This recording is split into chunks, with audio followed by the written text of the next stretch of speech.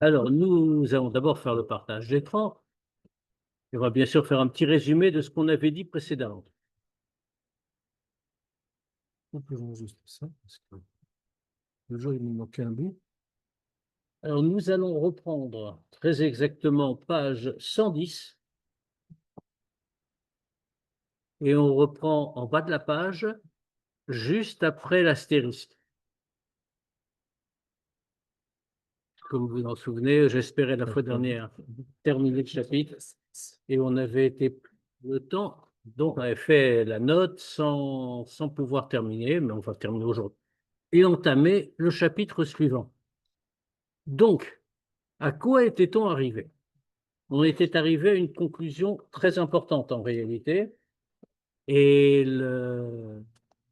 on avait longuement parlé. Donc, en fait, avec ce chapitre, on arrive à la conclusion de tout un développement qu'on a commencé au chapitre 35. Donc, ça nous a pris un peu de temps. Le Tanya est en train de donner le chemin du service de Dieu, ce qui n'est pas une petite ambition, évidemment. Il nous a indiqué longuement comment il fallait s'y prendre. Alors, on a longuement abordé la question de l'importance de la Torah et des mitzvot, l'importance comparée. La Torah ou les mitzvot, qu'est-ce qui passe avant? C'est comme ça qu'on avait démarré toute cette réflexion. Alors, c'est une discussion qu'on a dans la Gemara, bien sûr. Est-ce que c'est Talmud, Gadol, l'étude qui est plus importante, ou Maaseh Gadol, ou la pratique des mitzvot qui est plus importante?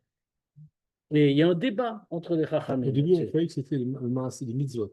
Alors, mais malgré tout, la Gemara nous dit Talmud Gadol. L'étude est plus grande. Alors, dans le pshat de la Gemara, c'est simple, ça se limite à ça. Pourquoi Talmud Gadol? Pourquoi l'étude est plus grande? Parce que, nous disent les Chachamim, mais vilidema, ça amène à l'action.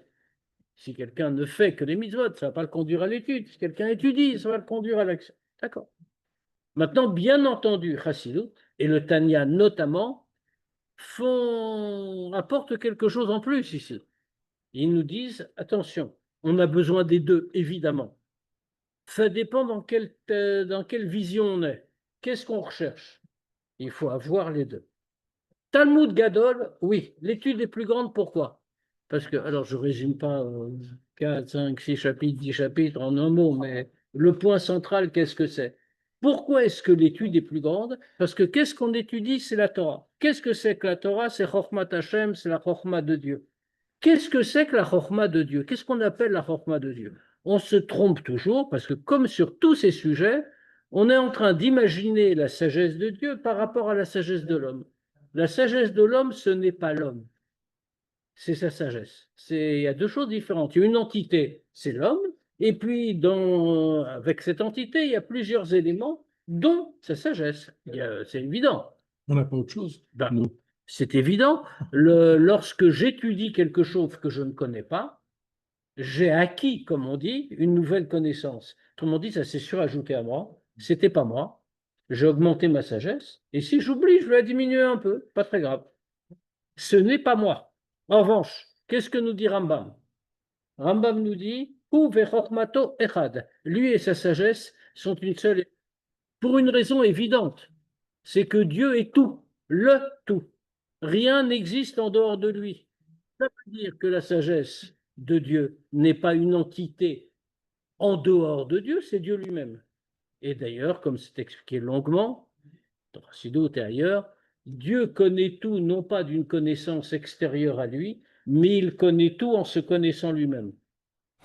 Ce qui veut dire que quand on étudie la Torah, autrement dit la sagesse de Dieu, on étudie Dieu lui-même. C'est avec l'essence de Dieu qu'on a contact, pas avec un autre attribut.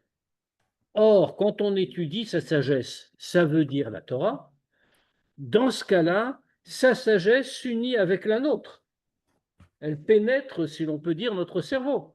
Ce qui signifie qu'on réalise une union avec Dieu sans aucun voilement, aucune dissimulation, aucune contraction. Mais ça, Et Chaim, juste excuse-moi de te poser une question.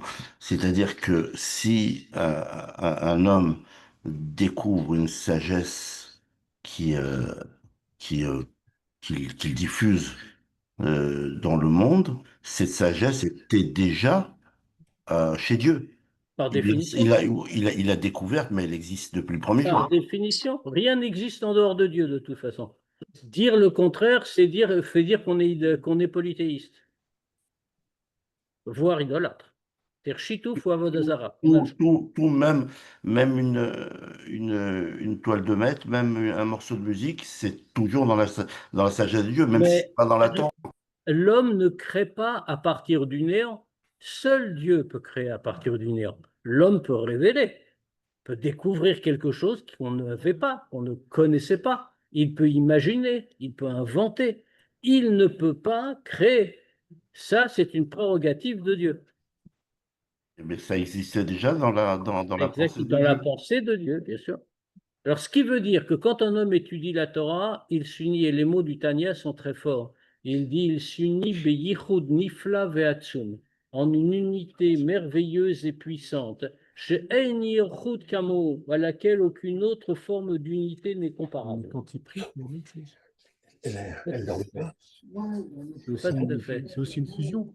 Pas de la même manière. Ça fait toute la différence entre l'étude et la pratique d'une mitzvah.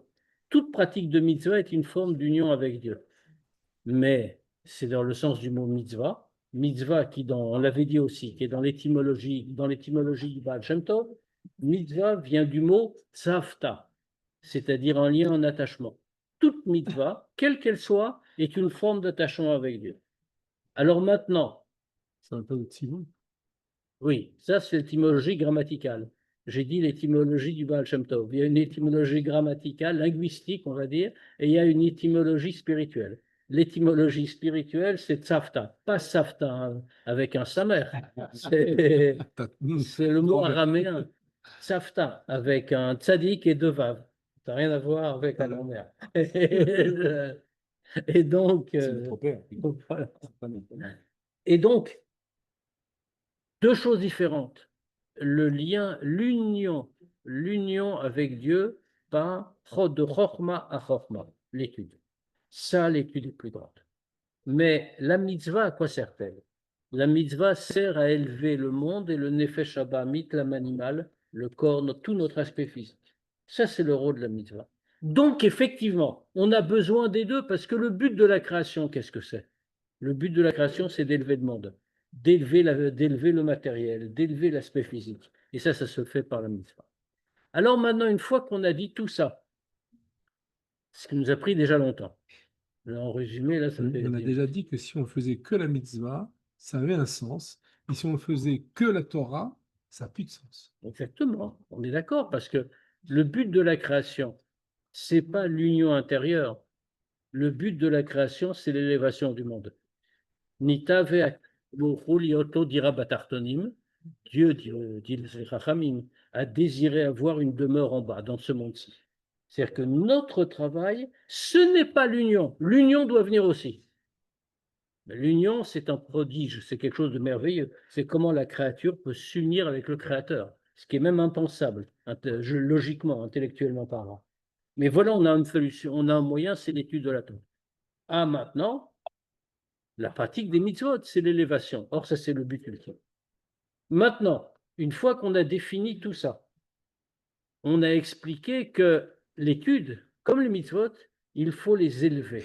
Ça monte vers Dieu. C'est comme ça que tout le monde dit, même de manière populaire. On dit, on monte, on s'élever tout ça vers Dieu.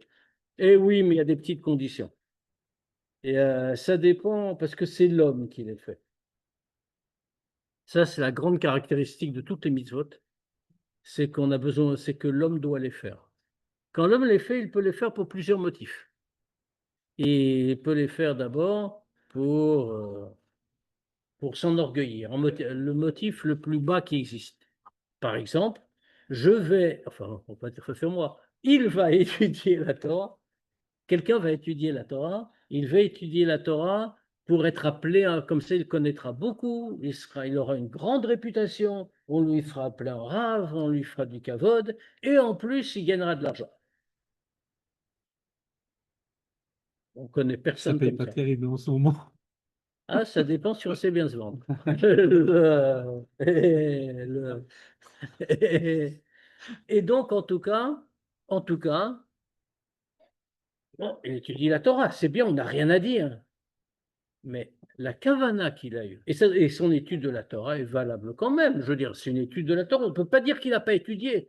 C'est peut-être quelqu'un, on ne parle pas d'un menteur, d'un comédien, par exemple. C'est qu'on parle, bon, c'est un comédien, le cas est vite réglé, je veux dire, c'est une bêtise.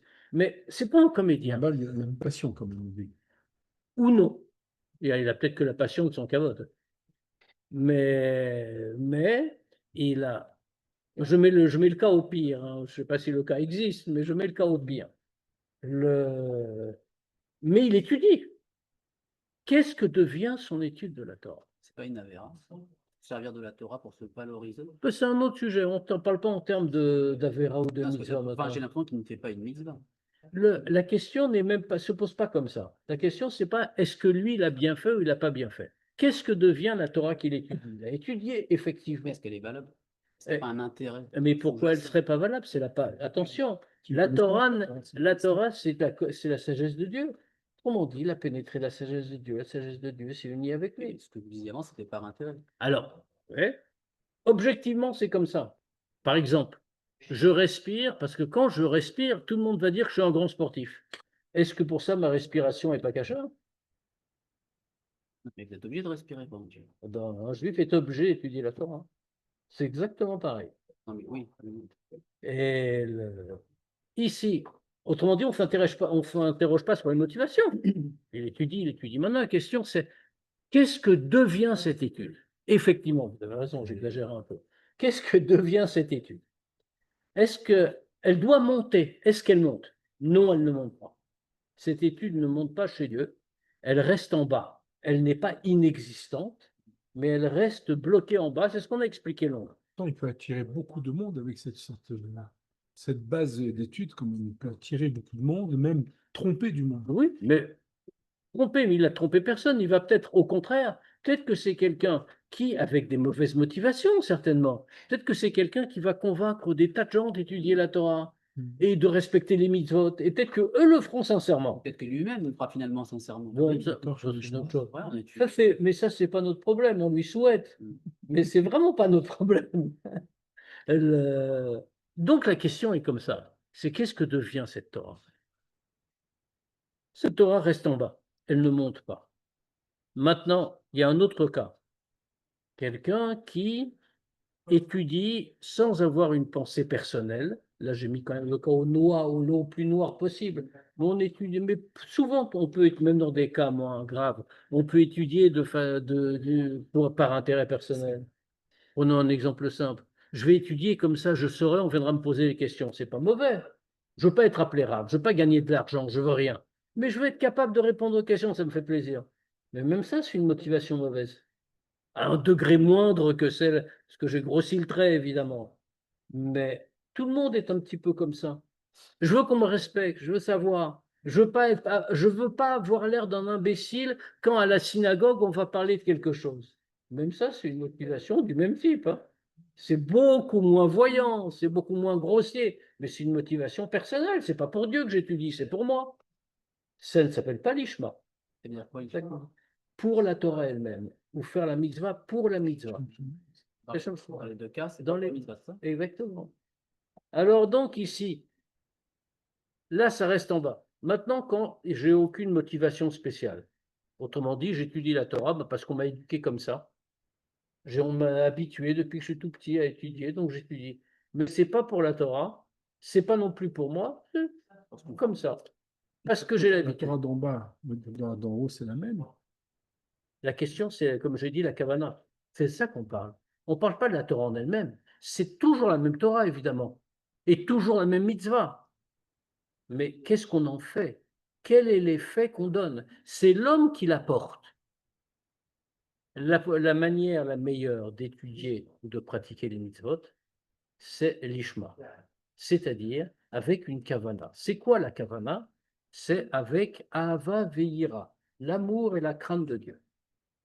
L'amour et la crainte de Dieu, on va en parler longuement, donc je ne vais pas les définir maintenant, parce que les quelques prochains chapitres qui nous attendent sont là justement pour nous parler de l'amour et de la crainte de Dieu et nous faire comprendre ce que c'est et comment on peut y arriver. Donc, on va laisser ça au Admor Azaken, il est beaucoup plus doué que moi sur ces matières. Et maintenant, avoir Ava Veira, amour et crainte de Dieu. On l'a comparé à deux ailes, comme les deux ailes de l'oiseau. Pourquoi les deux ailes de l'oiseau? C'est pas le Tanya qui le dit, c'est cité du Zohar de Rabbi Chaim Vital, qui nous dit que ce sont les deux ailes qui permettent aux mitzvot de s'élever.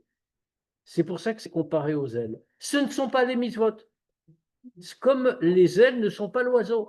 Un oiseau, c'est une tête, c'est un corps. On dit c'est un animal complet. Les ailes, c'est l'accessoire qui lui est nécessaire pour lui permettre de voler. Alors maintenant, s'il n'a pas d'ailes, est-ce que ça veut dire que ce n'est pas un oiseau? Comme un oiseau. C'est un oiseau, la preuve. C'est que si on parle des oiseaux cachers qu'on peut manger, si on lui retire les ailes, il est quand même cachère. C'est-à-dire que là, halakha ne considère pas qu'il J'avais un n'est doute, ça. Si on Ouais, avait des ailes cassées, j'avais un doute. On croyait qu'il devait être entier. Enfin, Les ailes, non, parce que c'est un attribut secondaire. Et là, on peut faire Shrita. Exactement, sans aucun problème. Et donc, ça veut dire que de la même façon, la mitzvah, c'est la mitzvah. Mais si elle n'a pas d'aile, elle ne va pas s'envoler. Autrement dit, on ne va pas pouvoir la faire monter chez Dieu. Qu'est-ce que ça veut dire faire monter chez Dieu? C'est ce qu'on avait dit. Si on possède Ahava Veira, l'amour et la crainte de Dieu, il y a deux manières de les posséder, de les acquérir. On va y revenir encore une fois. Mais il y a deux chemins. Le degré le plus haut, c'est ce qu'on appelle Ahava Veira Sichlit, l'amour et la crainte intellectuelle. C'est-à-dire qu'on les a fait naître, qu'on les a construites en notre cœur par la réflexion et la méditation. C'est un chemin difficile, bien sûr, et qui prend du temps, et tout le monde n'y arrive pas. Mais c'est le plus haut, ce qui permet que ça nous fait parvenir à un degré qu'on appelle au degré du monde de Bria, le plus élevé des mondes, qui correspond au niveau supérieur du Gan Eden. Et les mitzvot, il faudra qu'on étudie le mitzvot qu'on fait, monte jusqu'aux sphirot du Gan Eden supérieur avec Ahava Veira, sikhlit intellectuel. Si on n'est pas capable de construire Ahava Veira, c'est possible, ce qui est même le cas général.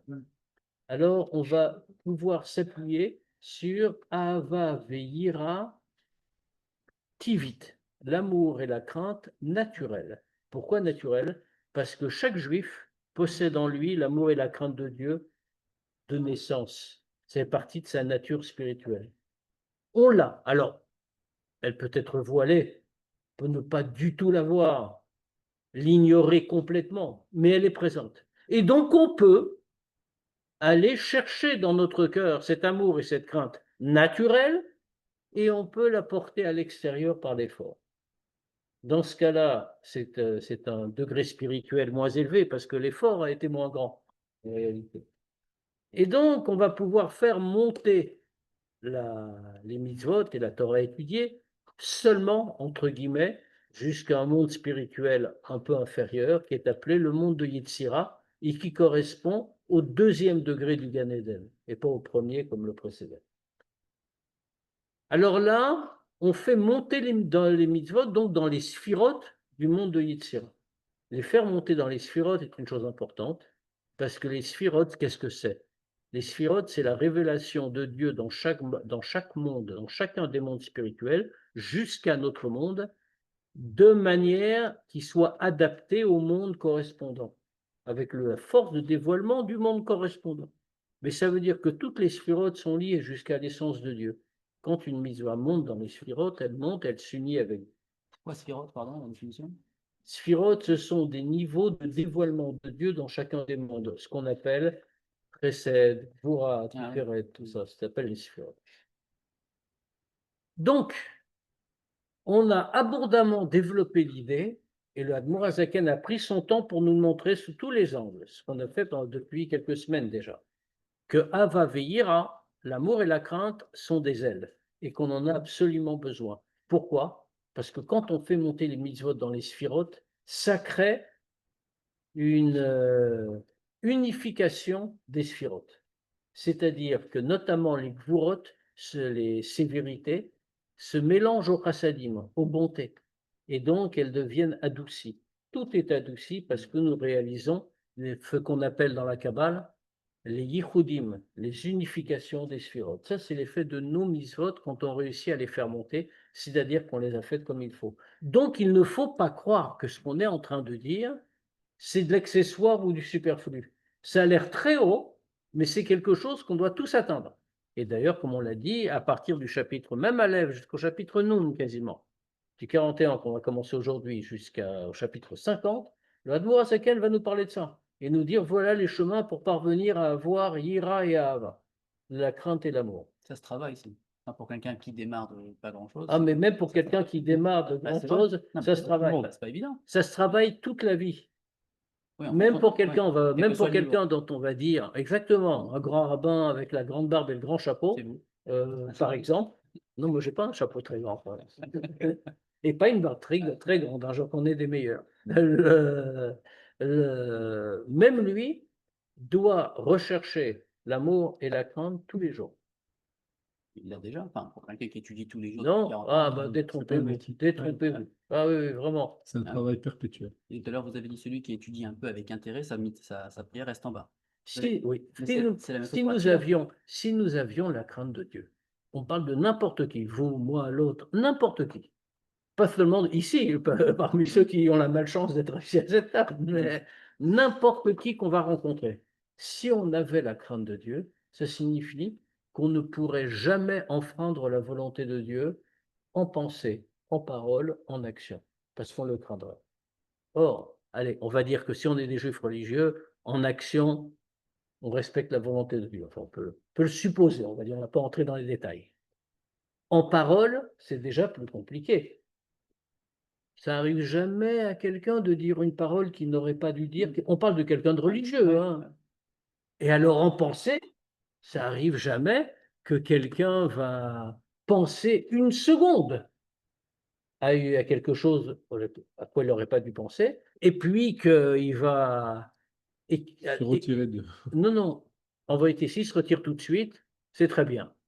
Il ne peut pas éviter d'avoir des pensées, et quelquefois pas bien, puisqu'il n'est pas un tzaddik, mais il s'y est attardé une seconde. Il y a réfléchi un petit peu avant de la chasser. Ça veut dire que dans le moment où il a dit cette parole, où il a fréquenté un peu cette pensée, il n'a pas eu la crainte de Dieu.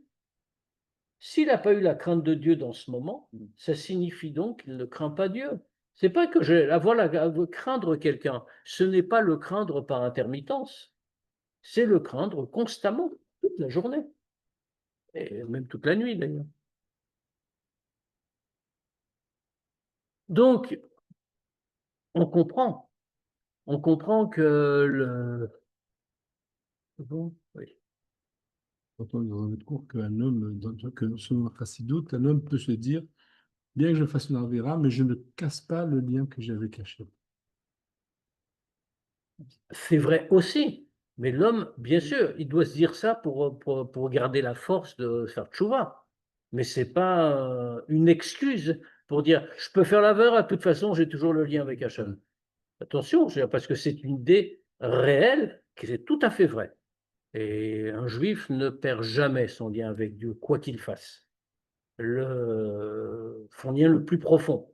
Pourquoi? Pas tout simplement parce que la Neshama est toujours parfaite. Et au cœur de la Neshama, le degré le plus profond de la Neshama n'est jamais atteint par quelle que soit la Touma avec laquelle on est en contact. Donc le lien est toujours là. Et c'est comme ça qu'on voit des juifs qui n'avaient aucun rapport avec Torah et Mitzvot, qui peuvent un beau jour faire tchouva. Pourquoi? Ils auraient dû normalement couper le lien. Or, ils n'ont pas pu, en réalité. Alors, ça donne même des halakhot. Chav Shalom, un juif qui se convertit à une autre religion. Maintenant, celui-là, il vient, il fait tchouva. On devrait dire, si on suit la logique, comment il a été idolâtre. Il a tout renié. Il n'est plus juif, c'est fini, au revoir. tu dois te reconvertir, il doit au moins se reconvertir au judaïsme. Il mourra juif. Or, c'est pas vrai. Ah oui, parce qu'il n'a jamais été catholique. Ouais. Parce qu'on peut Ça pas se veut dire, convertir. ça veut dire que, on le traduit dans les termes spirituels, parce que ce lien le plus profond, la neshama, n'est jamais interrompu. Il peut être caché, il peut être invisible, il peut être sous des monceaux d'ordures et d'immondices, mais ça reste, enfin, il reste toujours là, toujours présent. Il suffit qu'on le réveille pour que ça réapparaisse. Maintenant, ça n'entraîne rien par ailleurs. Ça veut dire que si on enfreint la volonté de Dieu à quelque moment que ce soit, on n'a pas la crainte de Dieu. C'est ça qui est clair. Donc, c'est un vrai travail. Nous n'en sommes même pas encore à parler d'amour de Dieu. On n'en est à parler que de crainte. Parce qu'avant l'amour, il y a la crainte. Ça passe d'abord. Et, comme on donne toujours une image qui est donnée beaucoup dans Chassidut, que quand on rentre dans le palais du roi, on est un simple sujet. On arrive dans le palais du roi, la première chose qu'on voit, c'est la grandeur et la puissance du roi. On est très impressionné et on a la crainte. Et on arrive, on peut rien dire, on peut pas parler, on est complètement écrasé par la présence du roi. Maintenant, imaginons qu'on revienne souvent et on devient un familier de la cour. Puis le roi nous remarque, on avance et on devient un proche du roi et on voit le roi tous les jours et on lui parle. À ce moment-là, on perd peu à peu la crainte. Pourquoi? Parce qu'on devient un familier, on n'a plus peur. On gagne en amour. Mais maintenant, on l'aime. Ça veut dire que l'amour vient après la crainte et qu'on ne peut pas croire que, que ça peut être, que c'est quelque chose qui, euh, qui, qui, qui se remplace. On aura d'abord la crainte, puis l'amour. Il y a d'autres degrés de crainte. Mais tout ça, on en reparlera. Donc voilà, on en était là. Alors maintenant, une fois qu'on a expliqué le caractère absolument indispensable de Hava Ve'ira, de l'amour et de la crainte, que ce ne sont pas des accessoires, ne sont pas des petites choses, ou alors au contraire, des degrés spirituels très élevés qui ne sont pas à la portée de tout le monde et dont on est obligé de se passer, mais qu'on est vraiment au cœur même de la chose et que tout le monde doit avoir l'amour et la crainte. Parce que ce sont les ailes qui permettent à nos mitzvot de s'élever vers Dieu et de ne pas les laisser en bas. Alors, comme on a raconté plusieurs fois l'histoire, que si on voyait les choses, on ferait comme le Baal Shem Tov, qui un jour est arrivé devant une synagogue. Il entre dans la synagogue, il était avec ses chassidim, il entre dans la synagogue et puis tout de suite il ressort et il dit, ne peut pas entrer, la synagogue est pleine. Alors, il y a un des chassidim qui va voir, parce que bon, c'est évidemment un peu étonnant, une synagogue pleine, il n'y a même pas de place pour entrer. Alors, il entre, il va voir, il revient, il dit, mais il n'y a personne, ça va, on peut entrer. Le Baal Shem Tov dit non, elle est pleine de toutes les tfilotes, de toutes les prières que les gens ont faites dans cette synagogue qui ne sont jamais montées chez Dieu. Et donc, toutes les tfilotes remplissent toute la synagogue, il n'y a pas de place, on ne peut pas entrer. On a une grande chose ici, ça. On avait pris. Non, Chas Shalom, ici, tout le monde, la tfila monte directement, on ne reste pas, etc., etc. Tellement bruyant, les culottes, que c'est dur à entendre. Donc, maintenant, on a une question. Maintenant, on a une question. Dans ce dernier passage du chapitre, le Admour Azaken relève une question. On a donc longuement montré, d'après le Zohar, d'après un peu plusieurs textes, plusieurs situations, l'Admour Azaken nous a montré que l'amour et la crainte sont absolument indispensables en tant qu'elles qui vont permettre aux mitzvot, comme dit Rabbi Chaim Vital, qui vont permettre aux mitzvot de s'élever dans les sphirotes. Alors on nous dit, mais il y a une question qui se pose, il le dit tout de suite, Veine, mais voilà,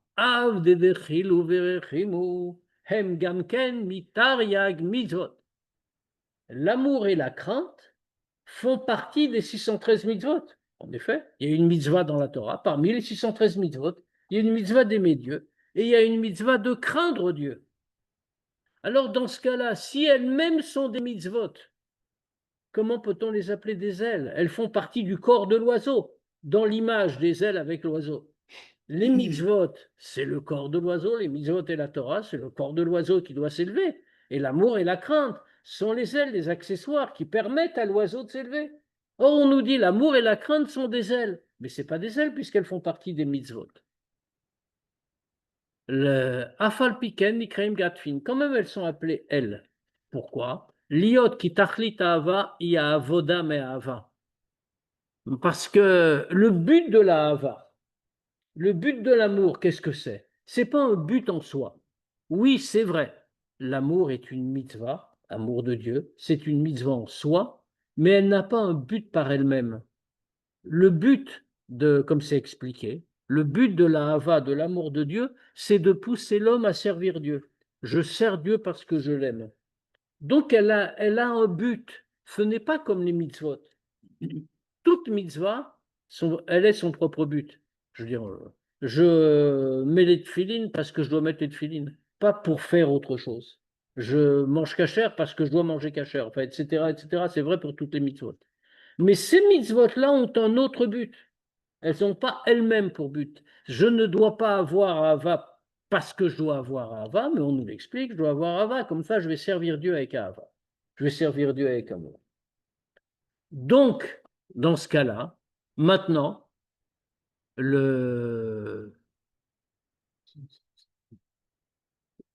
il y a 2 degrés dans l'Ahava. C'est ce qu'on va dire tout de suite. Alors, on fait un petit préambule pour qu'on comprenne les quelques lignes qui viennent.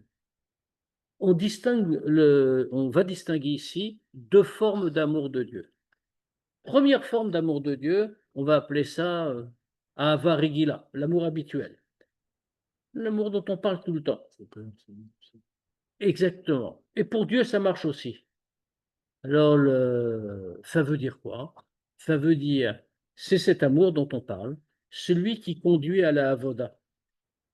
Maintenant, par exemple, j'aime le roi, et comme j'aime le roi, je vais accomplir sa volonté. Et je ne peux satisfaire mon amour, j'ai très envie de voir le roi. Et je ne peux satisfaire mon amour du roi, je ne peux apaiser ma soif d'amour pour le roi qu'en obéissant au roi. Ça veut dire que c'est une ahava qui me conduit à rechercher quelque chose.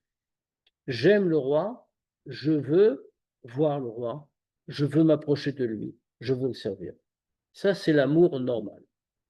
Il y a un deuxième type d'amour qui s'appelle Ahava Beta Anugim. C'est l'appellation officielle. Ahava Beta Anugim, l'amour avec délice, on va traduire ça comme ça. C'est-à-dire que c'est un amour qui en vérité est déjà satisfait. Alors si on prend un exemple dans la vie matérielle, le premier amour, c'est l'amour de celui qui est loin de la personne aimée. Il aspire à la voir. Alors, il va faire tout ce qu'il peut pour aller la voir. Le deuxième amour, c'est l'amour de celui qui vit en présence de la personne qu'il aime. Dans ce cas-là, il est déjà satisfait. Il ne recherche rien. Il a tout ce qu'il lui faut. Il a ce qu'on appelle ce deuxième type d'amour, Ahava Beta Anugim. Il le ressent. C'est déjà en lui. Il est satisfait. Il ne fait que le ressentir. Alors, dans tout ce qu'on vient, qu'est-ce que ça veut dire? Par rapport à Dieu, c'est la même chose. Il y a un premier degré que tout le monde, que chacun d'entre nous doit rechercher, c'est le premier degré de l'amour, celui dont on parle. La Ahava qui conduit à la Avoda, l'amour qui conduit au service de Dieu. J'aime Dieu, je veux le voir, je veux apaiser ma soif, la soif que j'ai de lui. Ça aide pour Donc faire je le les sers. autres. Ça aide pour Bien faire sûr, les autres. exactement, exactement. C'est le premier degré. Mais ce n'est pas le degré unique. Comme on a dit, on va voir tout de suite. Oui, pour toutes les mitzvot. Oui, Seulement la mitzvah de Avodat à Hachem. mais Avodat Hashem, c'est toutes les mitzvot, c'est ça qu'il veut dire ici. Qui donc, pourquoi? Parce que le but de l'Ava, c'est Avoda Me'ava, c'est servir Dieu par amour. Maintenant, il y a une autre Ava, celle dont on vient de parler. Ava bli Avoda. La Ava sans Avoda. Hi Ava Beta Anugim, c'est ce qu'on appelle Ava Beta Anugim, c'est-à-dire la Avoda avec les délices. Qu'est-ce que c'est que la Avoda avec délices? Litaneg alavaye me'ein olamaba ve kabbalat sachar. C'est avoir un délice de Dieu qui correspond en vérité normalement à ce qu'on aura dans Olam Haba, dans l'autre monde, au moment où on reçoit la récompense. Alors, c'est quelque chose qui existe, mais c'est quelque chose qui existe seulement pour ceux qui sont au niveau de le recevoir dès maintenant. Il y a des tzadikim qui sont si proches de Dieu, qui ont un tel amour pour Dieu, que ce n'est plus lié à la avoda, ils le portent déjà en eux. Et donc, dans ce cas-là, ils ont déjà dans ce monde le Me'ein Olam Haba. Ils ont déjà dans ce monde ce qui ressemble au monde futur. Ils reçoivent déjà la récompense. Mais, pour tout le monde, Hayom la sotam ktiv. Les Chachamim nous ont dit que aujourd'hui, pendant notre vie dans ce monde, c'est le temps d'agir. Ou les machar les kabel sraram. Et c'est demain qu'on reçoit la récompense, c'est-à-dire dans l'autre monde. Maintenant, on peut déjà l'avoir si on est parvenu à ce niveau-là, d'avoir tout réalisé, d'avoir acquis un tel amour de Dieu que cet amour-là n'a plus de soif en réalité. Mais c'est un pur délice de l'amour, comme si on baignait dans la lumière de Dieu constamment. Umi shelo igia le midazo. Maintenant, celui qui n'est pas arrivé à ce degré-là, litom me'ein olam haba, de goûter au monde futur déjà dans ce monde. Et là, adain nafsho shokeka utsmea lavaye. Mais il est encore dans la situation, bon, ce qui est le cas général. Hein, on n'est pas en train de dire tout le monde normalement ava betanugim et il n'y a que quelques personnes qui restent Traduction, c'est quoi? l'amour avec délice. Mais ça veut dire quoi avec délice? Avec délice, ça veut dire que c'est entièrement satisfait déjà. Comme on a expliqué. Ah, d'accord. C'est entièrement satisfait, on n'a plus d'efforts à faire, on ressent la chose parce qu'on baigne dedans comme si on était au Gan Eden maintenant. Comme par exemple, vis-à-vis de son père ou de sa mère. On a un amour naturel qui est perpétuel. Alors, mais pour Dieu aussi, en vérité, c'est pas comme ça que ça se compare, parce que l'amour pour Dieu aussi est perpétuel et naturel. Simplement, on n'a plus soif. Pourquoi? Parce qu'on baigne dans cet amour.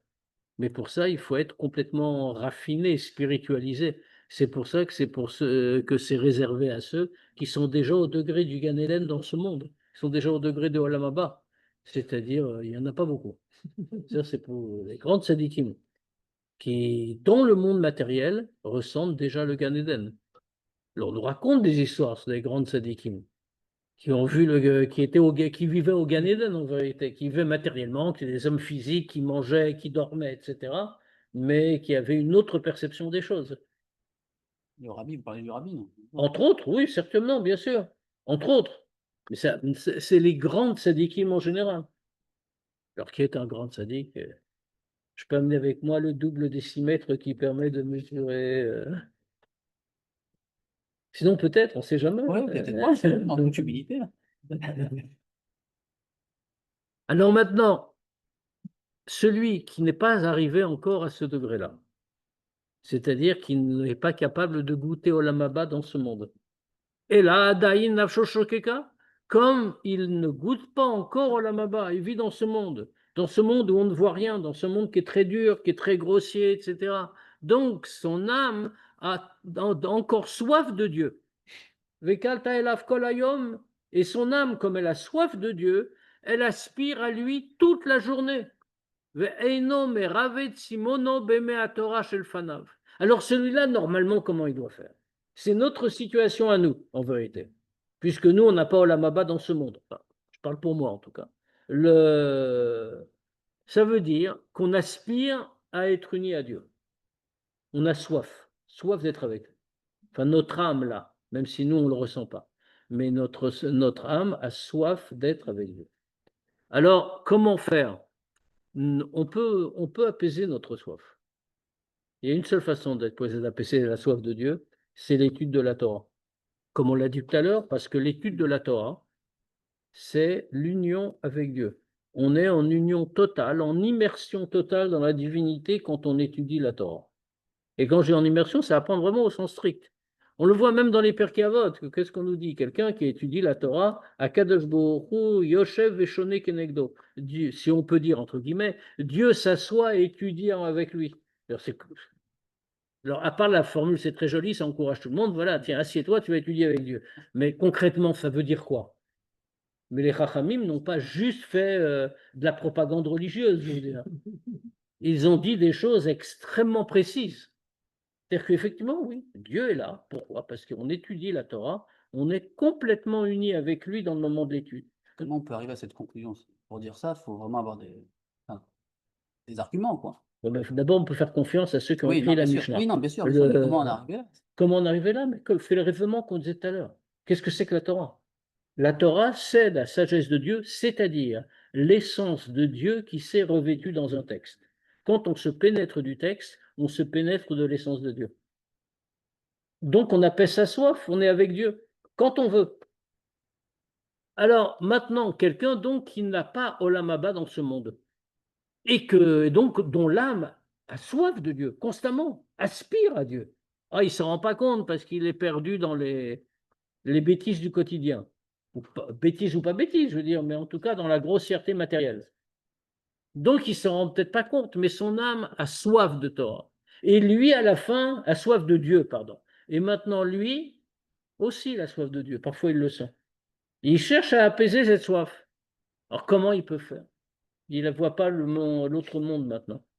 Il y a une seule chose. Celui qui est comme ça, qui aspire à Dieu toute la journée, ve'eino meravet simono, il n'est pas en train d'apaiser sa soif, mais à Torah, dans les eaux de la Torah chez le Fanaf qui sont devant lui. Arézé, alors il est comparable à quelqu'un qui est dans une situation absurde, qui est Mishomed Benahar, comme celui qui se tient au milieu d'un fleuve. Vetsoa qui crie Maïm, Maïm, Lishtot, donnez-moi de l'eau à boire. Comme le Navi a dit. Un passouk très connu. Oh, que celui qui a soif aille à l'eau. Ce passouk, bien entendu, il a été interprété, parce que le Navi, c'est un prophète, il est inspiré par Dieu, il nous dit un truc qui a l'air complètement ridicule. Il nous apprend une chose extraordinaire. Hein. Celui qui a soif, qu'il aille boire. Bon, ça va. On avait compris ça tout seul. On n'a pas besoin d'un prophète pour savoir que quand quelqu'un a soif, il doit aller boire de l'eau. Donc, pourquoi le prophète dit ça? On nous explique qu'est-ce que ça signifie. Quelqu'un qui a soif de Dieu, qu'il aille étudier. Il a soif, il a sa neshama aspire à Dieu.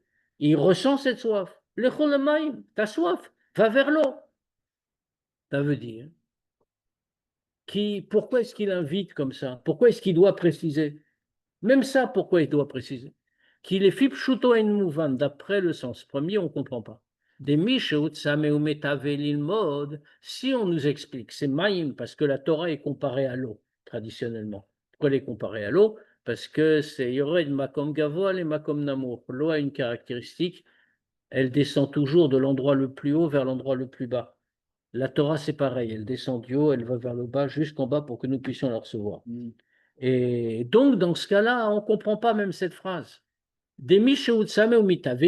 veut donc nous dire que celui qui a soif, qui a un désir d'étudier, c'est une évidence qu'il doit aller apprendre. Pourquoi est-ce que le prophète a besoin de dire « Ah, si tu as soif, va boire ». Ben oui, c'est que, comme au sens matériel, c'est une évidence, au sens spirituel aussi. Tu as soif, tu veux te lier avec Dieu, tu veux t'unir à Dieu. Tu as envie d'étudier la Torah, va étudier, il n'y a pas de problème. Vela malole navi litzok, pourquoi alav? Oi, et pourquoi donc le navi vient lui dire oi, vient lui dire alors à toi, qu'est-ce qui t'arrive? Pourquoi tu fais comme ça? Comme c'est marqué longuement par ailleurs, expliqué longuement par ailleurs.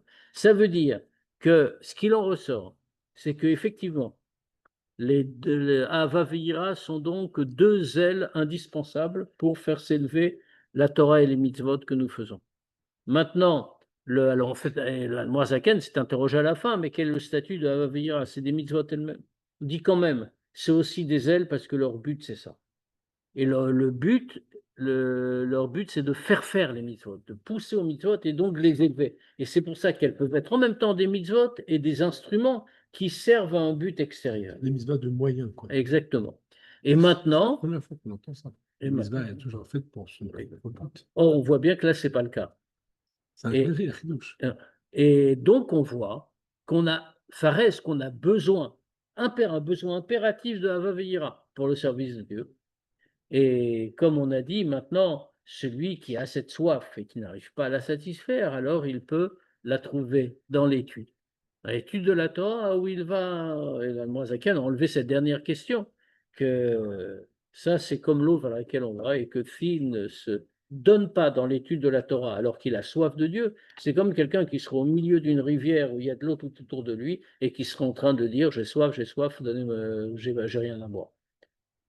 Alors ici, on a terminé en réalité avec ça. Non, mais Toute cette... Pardon, excusez-moi, je vous coupe, mais en conclusion, ça veut dire quoi? C'est tellement simple, c'est évident, ça t'a porté. Si tu as soif, tu vas juste boire de l'eau. C'est le message, il veut dire quoi? Ah, il veut dire très Ça, simple. ça t'a porté, tu as l'eau devant toi, il y a juste à boire. Exactement.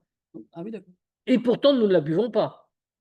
Oui, oui, d'accord, c'est ça. C'est Oui, ce alors, qu'on pourtant, est. ça On serait est- tellement simple. ça On serait- est dans cette situation totalement paradoxale d'être au milieu du fleuve D'accord. et d'être prêt à mourir de soif. Ouais, donc, ce qui est notre cas à nous, pour ceux qui avons la possibilité d'étudier, et pourtant on n'étudie pas. C'est à notre Exactement. portée d'étudier. D'accord. Alors, et avec ça, on a terminé donc cette longue suite, cette longue partie du Tanya, et on va entrer dans un chapitre qui est un des chapitres essentiels du livre. Le chapitre 41, donc, même Aleph. Et Et si on ne veut pas de cette eau, c'est parce qu'on en est empêché.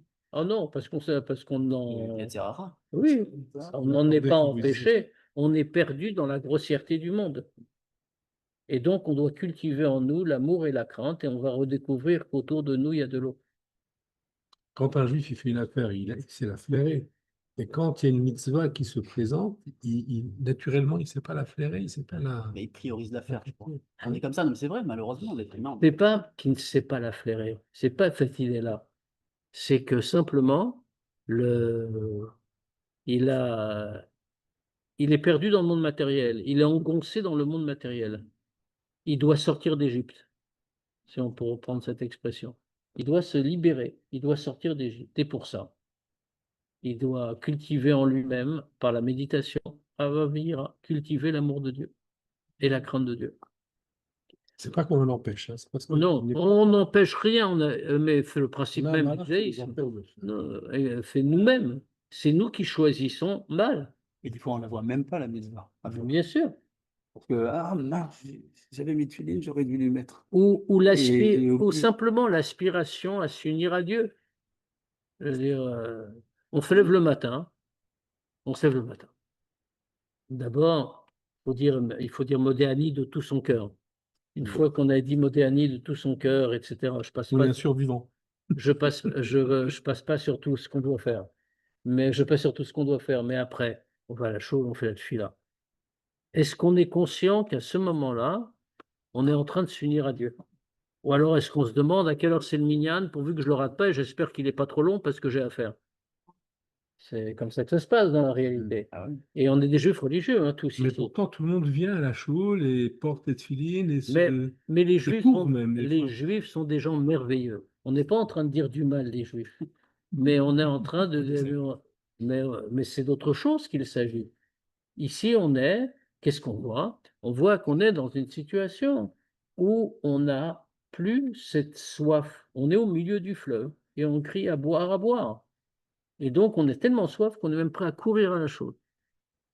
Et puis après, on est aussi prêt à courir pour sortir. Il n'y a pas une certaine lassitude dans la tefila tous les matins, comme c'est récurrent. En effet, L'homme se lasse. bien sûr, l'homme se lasse s'il ne comprend pas ce qu'il fait. S'il a le sens de la tefila, s'il sait que cette tefila, elle vaut quelque Ah, chose. bien sûr, il la comprend déjà. Parce que je suis sûr que la plupart des gens, sans vouloir juger, ne comprennent même pas ce qu'ils lisent, et moi le premier. Ouais, bon, il y a plusieurs niveaux de comprendre. Un premier niveau de comprendre, c'est comprendre les mots. Pour ça, il y a des livres traduits maintenant. Et on peut utiliser Sidorim traduit. Mm.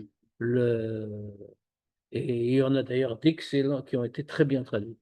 Ce qui est nouveau, hein, parce que je me rappelle d'un temps où quand on ouvrait un Sidour traduit, on avait des surprises. Vous avez connu Créance? Aujourd'hui, Baruch Hashem, Créance, c'était un traducteur Ah. à l'époque. C'est pas ça. On voit le mot. On dit, Ah, qu'est-ce pas qu'il veut de. dire? D'où ça vient? Là, c'était le franco-judaïsme des années 50. Ah, Et Et aujourd'hui, la référence, c'est quoi? oh, ça c'est dépend. Rabbanit. Il y en a plusieurs. Il y en a plusieurs. Plus, les traductions ne sont pas toutes les mêmes, les synonymes ne sont pas tous les mêmes, ça dépend du minag qu'on veut aussi. Ouais. Mais il y a des synonymes qui sont très bien. Et, et donc, si on fait la tfila comme on l'a dit, et avec Avaveira, voilà, ça veut dire qu'on a réfléchi à Dieu avant de prier. Ça paraît ridicule de le dire. Normalement, on va prier, on réfléchit à Dieu, mais pas du tout. Là, Pas la du femme lui tout. demande de prendre 1 heure avant de faire la tefila. Mais ça La porte un femme, nom, ça, le déduit, quelque chose comme ça. Non, il Non. bonne note. Ouais, c'est ce que j'ai C'est dit. pas pareil. Oui, c'est ça, c'est la méditation 1 heure avant le. Oui, on va pas dire 1 heure, on va dire 10 minutes. Mais réellement, les gens le font, quoi. 2 minutes. Il n'y a pas de légende, il n'y a pas de recette, chacun fait ce qu'il veut. Et c'est courant. Ça devrait l'être. Ouais. Et donc ici, maintenant, on va passer, on va pas commencer, je pensais commencer, mais décidément, le chapitre 41, qui est un chapitre fondamental dans le Tanya. D'ailleurs, on voit très bien comment il commence, on peut juste regarder la première ligne pour vous mettre en appétit pour la fois prochaine.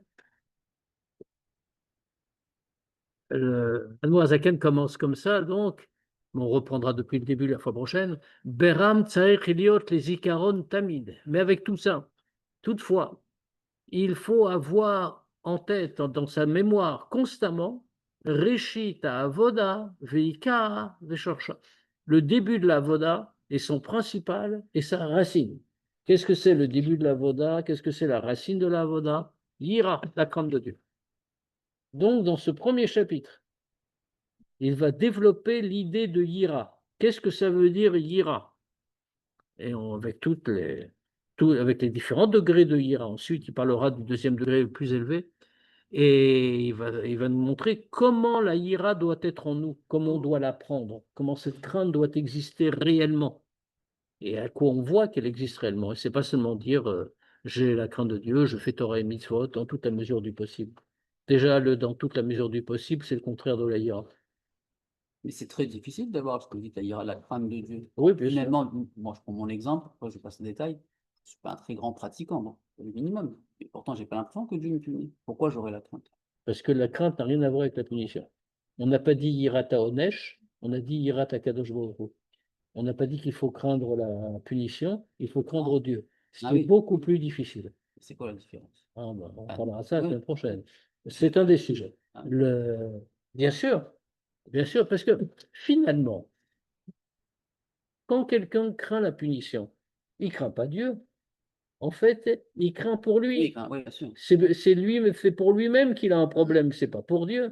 Avoir la crainte de Dieu, c'est craindre Dieu même s'il ne punit pas. Et puis, honnêtement, ça c'est mon avis personnel, cette conception de Dieu en espèce de méchant père qui attend avec un bâton à la main le moment où on va pouvoir taper ses enfants, je trouve que c'est une conception débilitante. Mais bon, Oui. Bon, c'est pas l'image qu'on a non plus.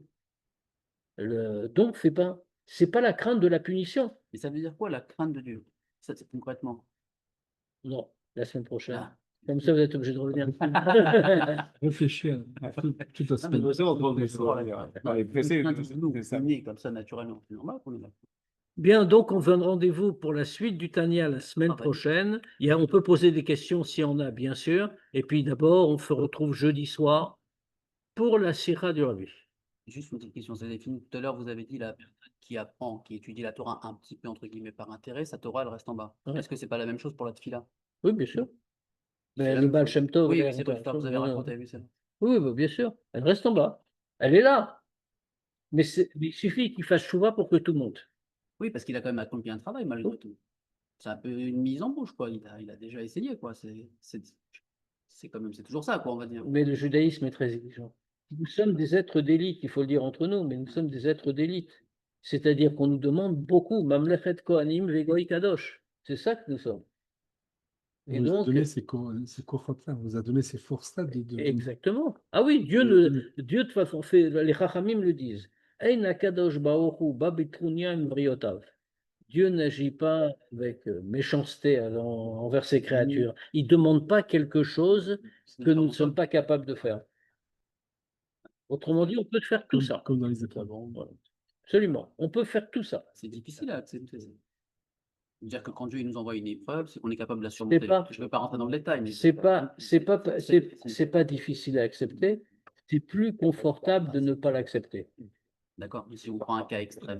Non, mais c'est vrai, si on prend un cas extrême, des gens qui ont des malheurs, Ah oui, qui perdent des enfants, comment on peut pas, qui peut accepter? on peut Ça pas n'existe pas. comprendre. Honnêtement, on peut pas comprendre. Et on souhaite à personne de passer Oui, par bien là. sûr, bien sûr. Maintenant, en attendant, faire le service de Dieu, et c'est pas moins compliqué. Il faut accomplir ce service, mais ça donne un sens aux choses. C'est même pas pour ça qu'on doit le faire. Pas parce que ça donne un sens à la vie, pas parce que ça donne un sens aux choses. Parce que c'est impossible d'une autre manière. Ouais, je comprends. Et vous avez dit quoi jeudi soir? Pardon, je n'ai pas entendu.